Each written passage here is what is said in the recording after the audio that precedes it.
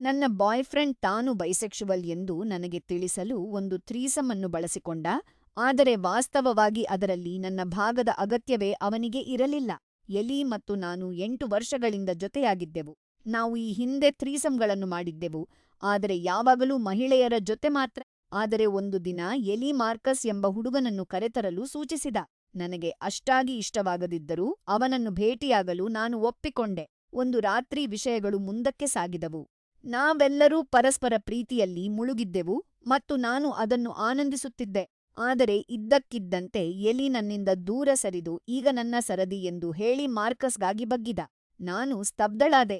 ಅವರು ಒಬ್ಬರನ್ನೊಬ್ಬರು ಗಮನಿಸುವಲ್ಲಿ ಎಷ್ಟು ಮಗ್ನರಾಗಿದ್ದರು ಎಂದರೆ ನಾನು ಕೋಣೆಯಿಂದ ಹೊರಹೋದದ್ದು ಅವರಿಗೆ ತಿಳಿಯಲೇ ಇಲ್ಲ. ನಾನು 1 ಗಂಟೆಯ ಕಾಲ ಶವರ್ ಕೆಳಗೆ ನಿಂತು ಗೋಡೆಯ ಆಚೆ ಅವರ ಶಬ್ದಗಳನ್ನು ಕೇಳುತ್ತಲೇ ಇದ್ದೆ. ನಾನು ಕೊನೆಗೆ ಹೊರಬಂದಾಗ ಅವರು ನನ್ನ ಹಾಸಿಗೆಯಲ್ಲೇ ಗಾಢನಿದ್ರೆಯಲ್ಲಿದ್ದರು. ಅಲ್ಲಿ ನನಗಾಗಿ ಜಾಗವೇ ಇರಲಿಲ್ಲ. ಮರುದಿನ ಬೆಳಿಗ್ಗೆ ಅವರು ಮತ್ತೆ ಒಂದಾಗಿದ್ದರು. ಅಷ್ಟೇ ಅಲ್ಲದೆ ಹಸಿವಾಗಿದೆ ಎಂದು ಹೇಳಿ ನನಗೆ ಡೋರ್‌ಡ್ಯಾಶ್ ಮೂಲಕ ಆಹಾರ ಆರ್ಡರ್ ಮಾಡಿಕೊಡಿ ಎಂದು ಕೇಳುವ ಧೈರ್ಯವನ್ನು ಅವರು ಮಾಡಿದರು. ನನಗೆ ತುಂಬಾ ಆಘಾತವಾಯಿತು, ಆದರೆ ನಾನು ಇದನ್ನು ನನ್ನ ಸ್ನೇಹಿತರಿಗೆ ಹೇಳಿದಾಗ ಅವರು ನನ್ನನ್ನು ಹೋಮೋಫೋಬಿಕ್ ಎಂದು ಕರೆದರು. ಅವನಿಗೆ ಪುರುಷರು ಇಷ್ಟ ಎಂಬ ವಿಷಯ ನನಗೆ ಕೋಪ ತರಿಸಿರಲಿಲ್ಲ. ಬದಲಿಗೆ ತನ್ನ ಜೀವನದ ಇಷ್ಟು ದೊಡ್ಡ ಭಾಗವನ್ನು ವರ್ಷಗಳ ಕಾಲ ರಹಸ್ಯವಾಗಿಟ್ಟಿದ್ದಕ್ಕೆ ನನಗೆ ಕೋಪ ಬಂದಿತ್ತು. ಕೊನೆಗೆ ನಾನು ಅವನನ್ನು ಪ್ರಶ್ನಿಸಿದಾಗ ಸತ್ಯ ಹೊರಬಂದಿತು. ತನಗೆ ಪುರುಷರ ಮೇಲೆ ಆಕರ್ಷಣೆಯಿದೆ ಎಂಬುದು ಅವನಿಗೆ 3 ವರ್ಷಗಳ ಹಿಂದೆಯೇ ತಿಳಿದಿತ್ತು.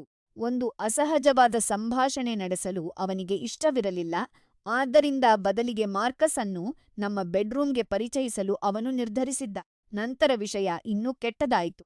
ನನ್ನ ಬೆನ್ನ ಹಿಂದೆ ಅವರು ಕಳೆದ 3 ತಿಂಗಳಿಂದ ಸಂಬಂಧ ಹೊಂದಿದ್ದರು ಎಂದು ಅವನು ಒಪ್ಪಿಕೊಂಡ. ನಾವು ಬ್ರೇಕಪ್ ಬಗ್ಗೆ ಮಾತನಾಡುತ್ತಿದ್ದಾಗಲೇ ಮಾರ್ಕಸ್ ಫೋನ್ ಮಾಡಿದ. ಎಲಿ ಫೋನ್ ಎತ್ತಿಕೊಂಡು ನನ್ನ ಮಾತನ್ನು ಮಧ್ಯದಲ್ಲೇ ಕಡಿತಗೊಳಿಸಿದ. ಆಗ ಮಾರ್ಕಸ್ ನಾನು ಇನ್ನೂ ಕೋಪದಲ್ಲಿದ್ದೇನಾ ಎಂದು ಕೇಳುತ್ತಿರುವುದು ನನಗೆ ಕೇಳಿಸಿತು. ಆ ಕ್ಷಣದಲ್ಲಿ ನನಗೆ ಅರಿವಾಯಿತು, ಇದು ಕೇವಲ ತನ್ನ ಗುರುತನ್ನು ಹೊರಹಾಕುವ ಕಥೆಯಲ್ಲ, ಇದು ಒಂದು ಅಫೇರ್ ಆಗಿತ್ತು. ನಾನು ಎಲಿಗೆ ತನ್ನ ಬ್ಯಾಗ್‌ಗಳನ್ನು ಪ್ಯಾಕ್ ಮಾಡಿಕೊಳ್ಳಿ ಎಂದು ಹೇಳಿದೆ. ಅವನು ವಾದ ಮಾಡಲೇ ಇಲ್ಲ, ಏಕೆಂದರೆ ಅವನು ಈಗಾಗಲೇ ಮಾರ್ಕಸ್ ಜೊತೆ ವಾಸಿಸಲು ಯೋಜಿಸಿದ್ದನು. 8 ವರ್ಷಗಳು ಎಂಬುದು ದೊಡ್ಡ ಸಮಯ, ಆದರೆ ನಾನು ಪ್ರಾಮಾಣಿಕತೆಯನ್ನು ಬಯಸುತ್ತೇನೆ.